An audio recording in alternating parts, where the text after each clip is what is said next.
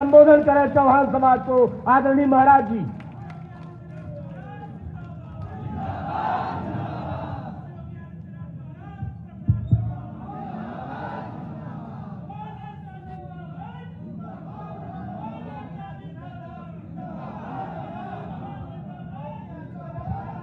भारत माता की, भारत माता की, भारत माता की।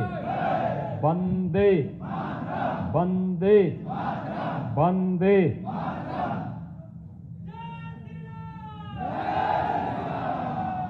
उत्तर प्रदेश सरकार में मेरे वरिष्ठ सहयोगीगण, पर्यावरण एवं वन मंत्री श्री दारा सिंह चौहान जी, उत्तर प्रदेश सरकार में पिछड़ा वर्ग तथा दिव्यांग जन कल्याण विभाग के मंत्री श्री अनिल राजभर जी,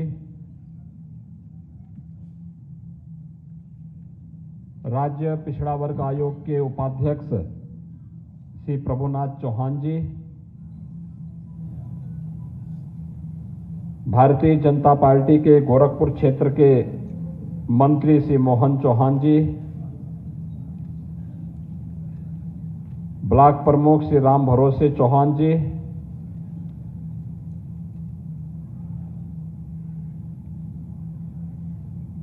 प्रदेश उपाध्यक्ष श्री ब्रज बहादुर जी,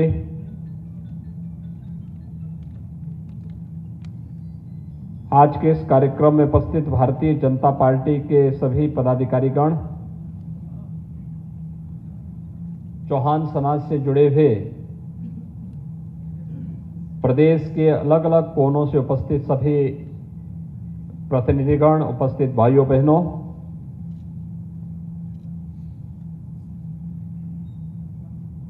आप सभी प्रदेश की राजधानी लखनऊ में आज के सामाजिक प्रतिनिधि सम्मेलन में उपस्थित हुए हैं।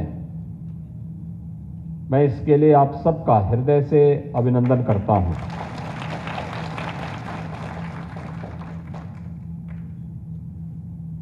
भारतीय जनता पार्टी ने प्रधानमंत्री मोदी जी के नेतृत्व में 2014 में देश को एक मंत्र दिया था। वह मंत्र था सबका साथ और सबका विकास। सबका साथ और सबका विकास का यह मंत्र अपने आप में सब कुछ कह देता है।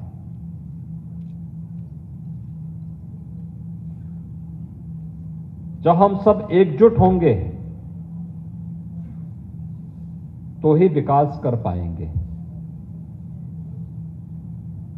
तो ही सुरक्षित रहेंगे, तो ही सम्मान पाएंगे। और यह कार्य भारतीय जनता पार्टी के नेतृत्व में, प्रधानमंत्री मोदी जी के नेतृत्व में पूरे देश के अंदर देखने को मिल रहा है। 2014 के पहले देश की स्थिति क्या थी?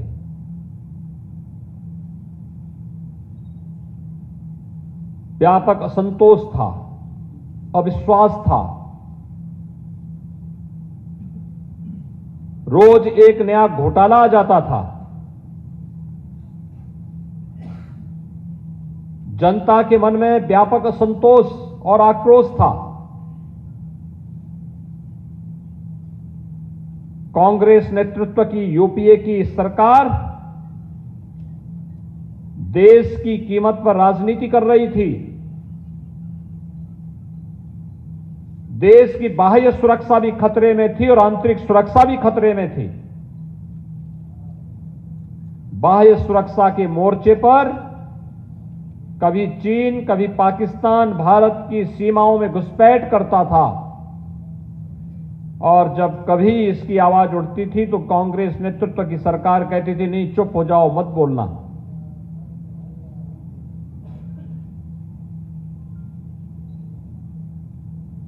आंतरिक सुरक्षा की स्थिति, जगह जगह आतंकवाद सिर चढ़ करके बोलता था।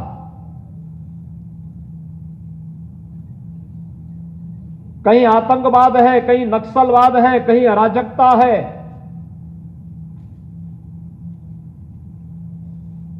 और समाजवादी पार्टी की सरकार के समय तो आपने देखा होगा, उस सरकार के समय आतंकवादियों ने मध्यकाल की याद ताजा कर दी, जब मंदिरों पर, मठों पर हमले होते थे, बृहद हिंदू समाज की भावनाओं को कुठाराघात करके रौंदा जाता था। और यह दृश्य कहीं देखने को मिल रहा था, समाजवादी पार्टी की सरकार के समय देखने को मिल रहा था। थाने तहसीलें बिक चुकी थीं, गिरवी रख दी थी। समाजवादी पार्टी के कार्यकर्ता या फिर बहुजन समाजवादी पार्टी के कार्यकर्ता, जब उनकी सरकार थी, केवल लूट मचाए हुए थे। और उन स्थितियों में प्रधानमंत्री मोदी जी ने 2014 में नारा दिया था, सबका साथ और सबके विकास का। भाइयों बहनों, यह नारा एक हकीकत में बदली। आज आप देख रहे होंगे, भारतीय जनता पार्टी की केंद्र की सरकार हो या प्रदेश की सरकार, आवास दे जा रहे हैं सबको बिना भेदभाव के, शौचालय दिए गए बिना भेदभाव के, रसोई गैस के सिलेंडर दिए जा रहे हैं बिना भेदभाव के, किसान सम्मान निधि दी जा रही है बिना भेदभाव के, ऋण माफी की योजना हुई है बिना भेदभाव के, 5 लाख रुपए की स्वास्थ्य बीमा का कवर दिया जा रहा है बिना भेदभाव के, और सबको राशन देने की कार्रवाई, फ्री में राशन देने की कार्रवाई बिना भेदभाव के, और कोरोना जैसी महामारी से बचाव के लिए भी सबको फ्री में वैक्सीन, सबको वैक्सीन भी बिना भेदभाव के। ये होती है सरकार।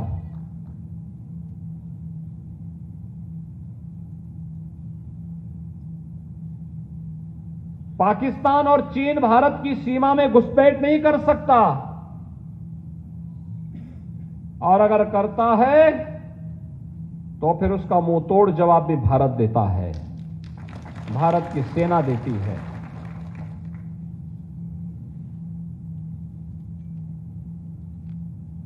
आतंकवाद की जो जड़ थी, जिसे कांग्रेस ने बोया था 1952 में, कश्मीर में धारा 370,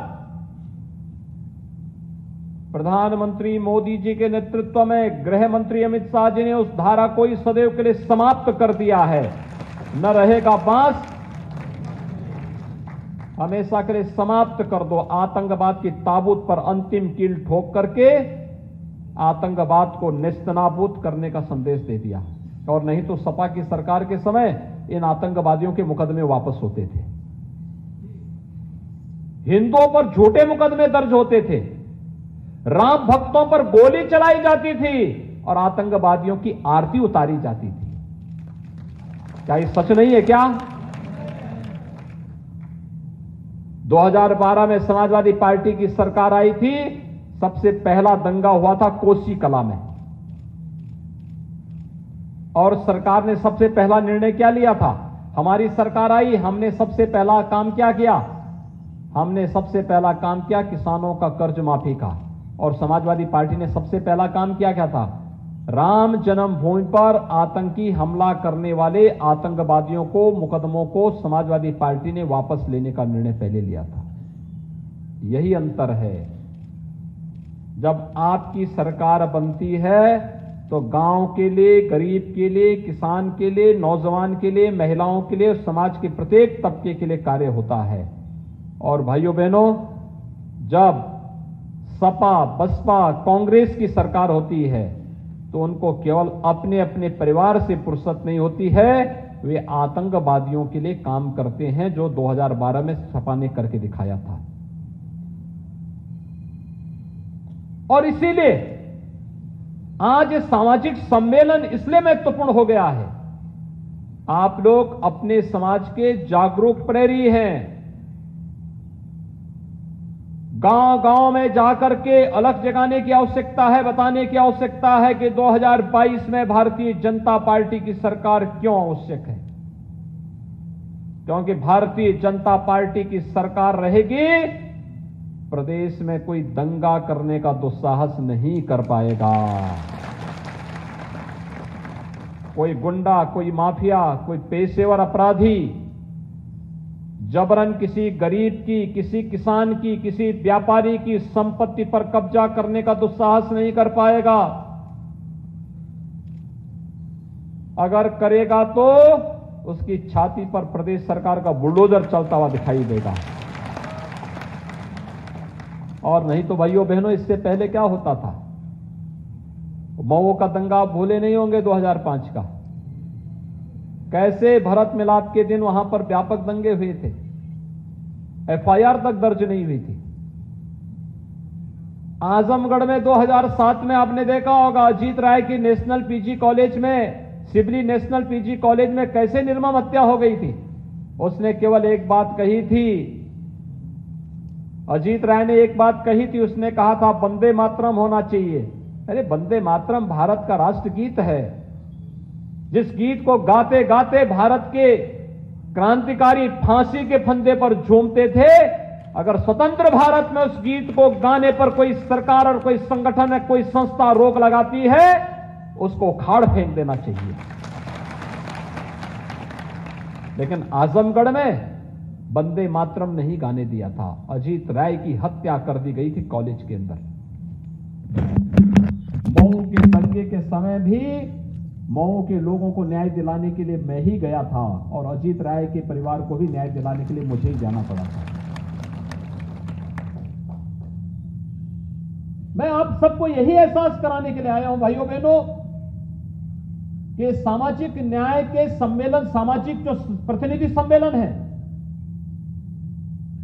आपकी जिम्मेदारी बनती है, शासन की जिम्मेदारी है शासन की योजना आप तक पहुंचाना, हर गांव, हर गरीब, हर किसान, हर नौजवान, हर महिला तक पहुंचाना, बिना भेदभाव के पहुंचाना, सुरक्षा सबको उपलब्ध करवाना। लेकिन साथ साथ समाज के जागरूक नागरिकों का भी दायित्व बनता है कि आज के साथ साथ आने वाली पीढ़ी के भविष्य को उज्जवल बनाने के लिए भी अच्छी सरकार बननी चाहिए। और अच्छी सरकार तब बनेगी जब अच्छे जनप्रतिनिधि चुने जाएंगे, और वह कार्य केवल भारतीय जनता पार्टी कर सकती है। हमें देखना होगा, आपने देखा होगा आजादी के बाद से लेकर के अब तक आखिर आपके समाज का कोई गवर्नर क्यों नहीं बन पाया? पहली बार श्री फागू चौहान जी ही क्यों गवर्नर बने, इससे पहले क्यों नहीं? एक भारी भरकम मंत्रालय को लेकर किसी दारा सिंह चौहान जी पिछले 4.5 वर्ष से प्रदेश के अंदर अपनी सेवा दे रहे हैं।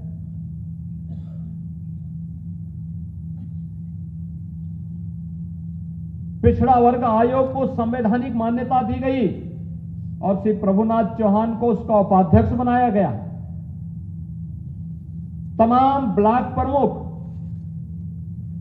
समाज के लोग आज हो रहे हैं।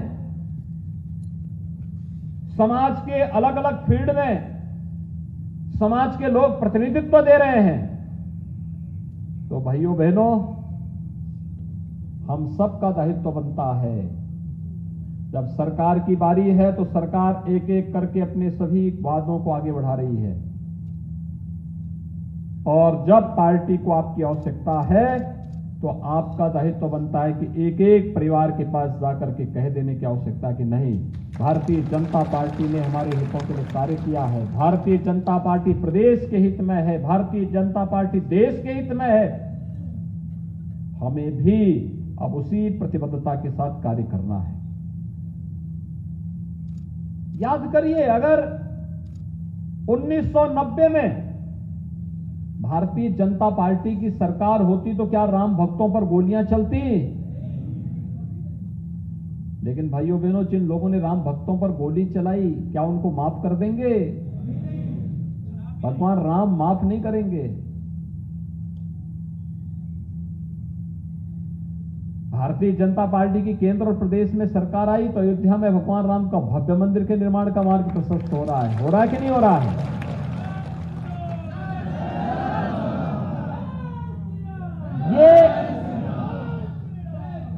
ये हमें गौरव की अनुभूति कराने वाला क्षण है। यह हमारे लिए गौरव की अनुभूति कराने वाला अवसर है। अयोध्या में भगवान राम का मंदिर बनना 135 करोड़ भारतीयों के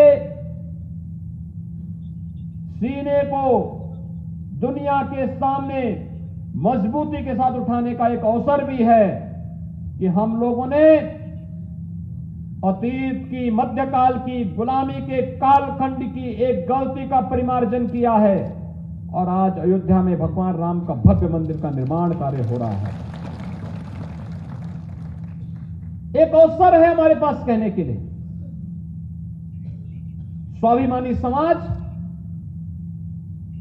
गुलामी की बेड़ियों को बहुत दिनों तक नहीं सहन कर सकता।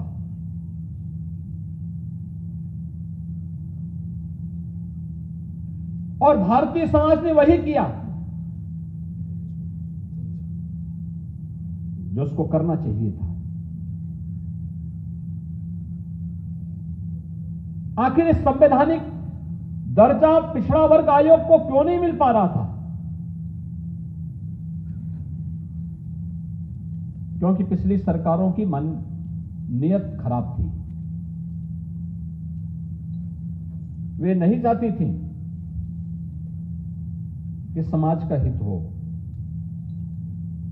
वे नहीं चाहती थी कि गरीब, कुचले, दबे, वंचित लोगों को भी समाज की मुख्य धारा से जुड़ने का अवसर प्राप्त हो। वे नहीं चाहती थी कि गरीब की झोपड़ी में भी पक्का मकान बने। वे नहीं चाहती थी कि गांव में जिन लोगों का मकान गांव में मौजूद है उसका स्वामित्व योजना में उनका मकान का पट्टा की जमीन का रेवेन्यू रिकॉर्ड उस परिवार को प्राप्त हो। वे नहीं चाहती थी कि बीमारी दूर हो और हर घर में शौचालय हो। पिछली सरकारें नहीं चाहती थी कि हर घर में रोशनी हो। पिछली सरकारें नहीं चाहती थी कि हर घर में रसोई गैस जलता हुआ दिखाई दे और बीमारी का अंत हो। इसलिए इन्होंने इतनी बीमारी देश को दी। एक एक बीमारी का समाधान निकालते हुए, उसका उपचार निकालते हुए आज भारतीय जनता पार्टी की केंद्र और प्रदेश सरकार कार्य कर रही है। और भाइयों बहनों, विकास की जिस प्रक्रिया के साथ प्रदेश को आगे बढ़ाने का कार्य हो रहा है, कहीं 4 लेन का काम हो रहा है, कहीं 6 लेन का काम हो रहा है, कहीं मेट्रो का काम हो रहा है, कहीं पे मेडिकल कॉलेज बन रहा है, कहीं पे हॉस्पिटल बन रहे हैं, कहीं विश्वविद्यालय बन रहा है, कहीं एयरपोर्ट बन रहा है। कोई सोचता था पहले इसके बारे में? पूर्वांचल एक्सप्रेसवे अब आप मऊ, आजमगढ़ या गाजीपुर से चलेंगे 2.5 घंटे के अंदर लखनऊ पहुंच जाएंगे।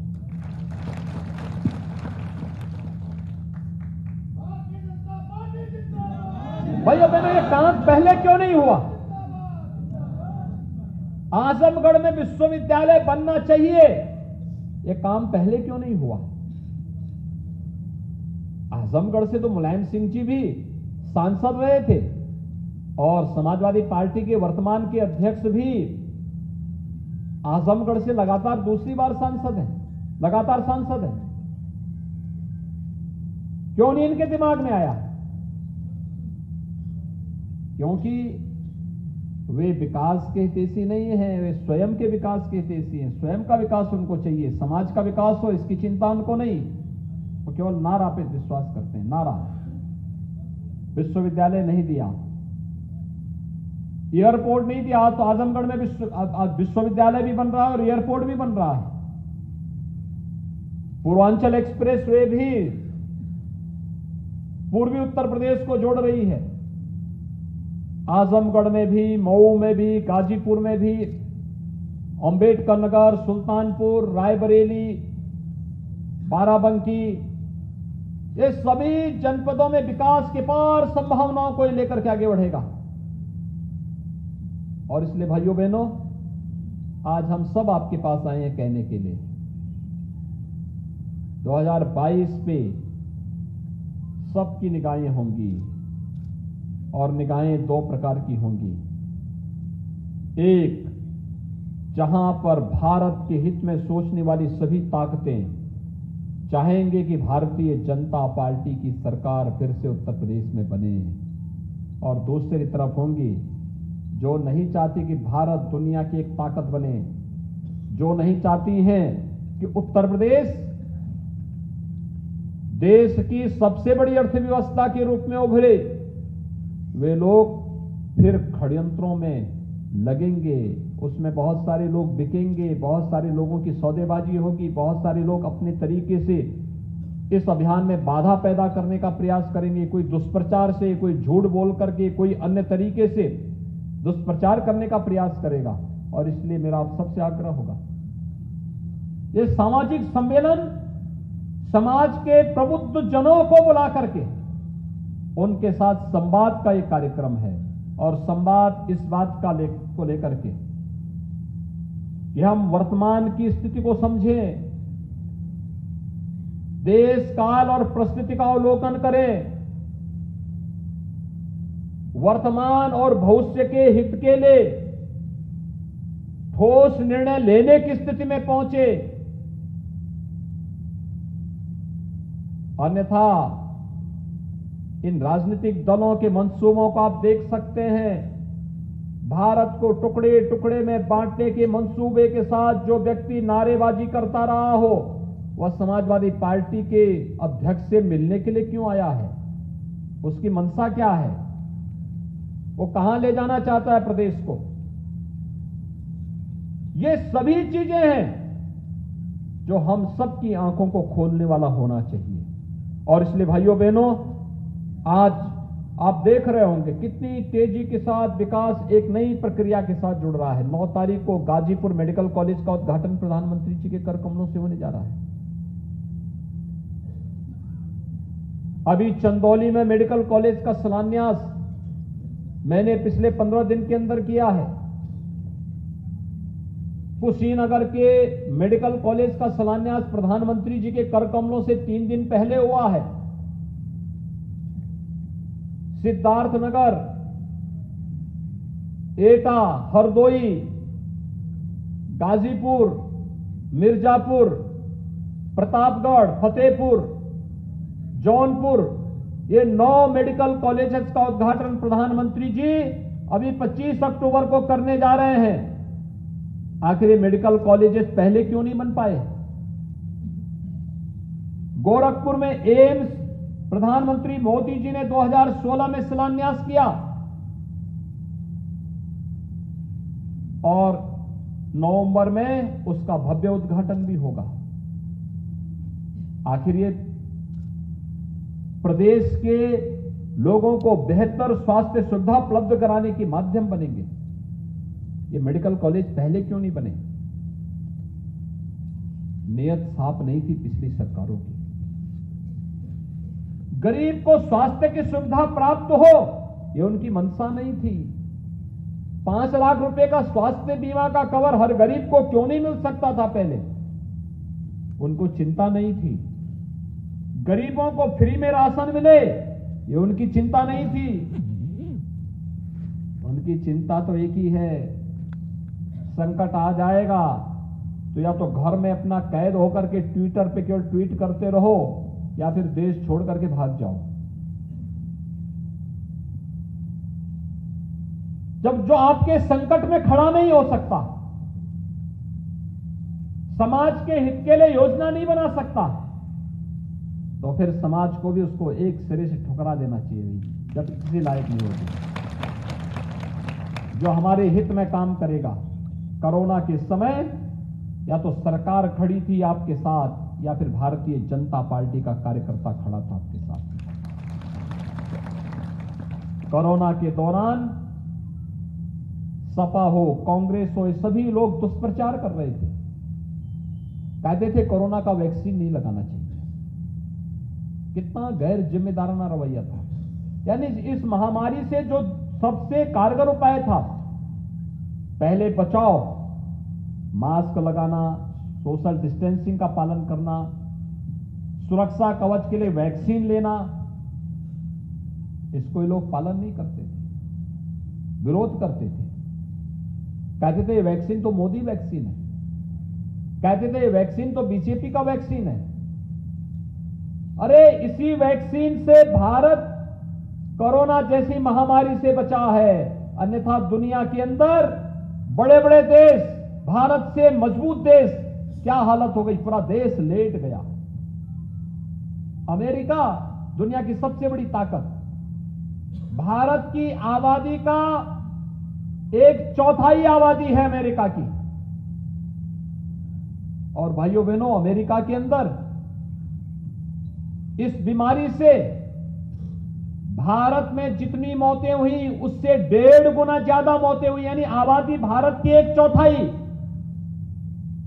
लेकिन मौत भारत से 1.5 गुना ज्यादा वहां पर हुई है। यह महामारी है। लेकिन प्रधानमंत्री मोदी जी के नेतृत्व में भारत ने कोरोना को कंट्रोल भी किया और 100 करोड़ लोगों को फ्री में वैक्सीन भी दिया है। दुनिया के अंदर कोई देश फ्री में वैक्सीन नहीं दे रहा है, मोदी जी ने फ्री में वैक्सीन भी दिया है, फ्री में राशन भी दिया है।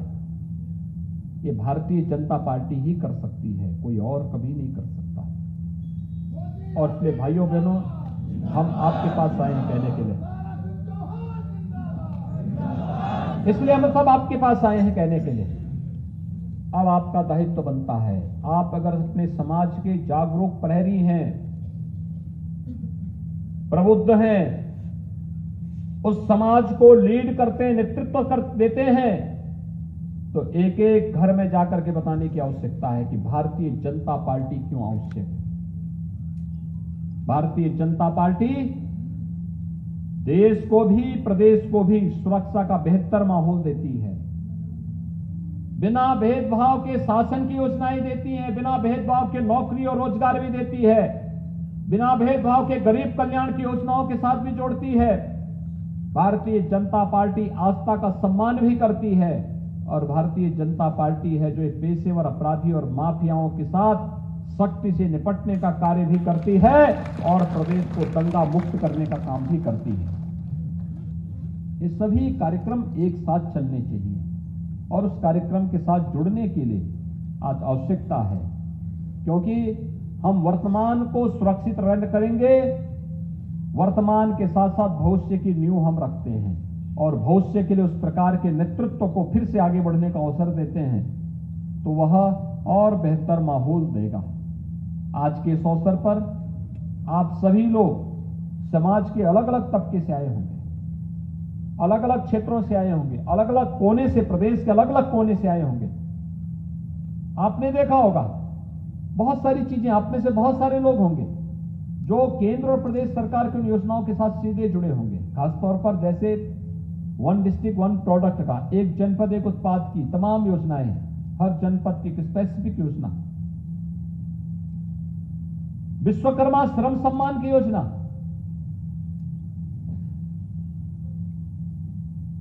यानी ये तमाम प्रकार की ऐसी योजनाएं हैं जो योजनाएं हम सबको जोड़ती हैं, समाज के अलग अलग तबके को आगे बढ़ाने का कार्य करती है, समाज के सम्मान और स्वावलंबन की ओर अग्रसर करती है। इस सभी अभियान के साथ हम मिलजुल करके कार्य कर पाएंगे, इस विश्वास के साथ आप सभी प्रदेश के कोने कोने से आज यहां पर आकर के सामाजिक प्रतिनिधि सम्मेलन में उपस्थित हुए हैं। मैं एक बार फिर से आपका अभिनंदन करता हूं, आप सबको दीपावली की मंगलमय शुभकामनाएं आप सबके प्रति व्यक्त करता हूं और विश्वास व्यक्त करता हूं कि गांव-गांव में जाकर के, घर-घर में जाकर के प्रत्येक नागरिक को जागरूक करने में आप अपना योगदान देंगे। इस विश्वास के साथ आप सबके प्रति हृदय से मेरी शुभकामनाएं, आपको दीपावली की मंगलमय शुभकामनाएं, छठ की मंगलमय शुभकामनाएं और आयोजकों को हृदय से धन्यवाद देते हुए वाणी को देता हूं विराम। जय जय श्री राम।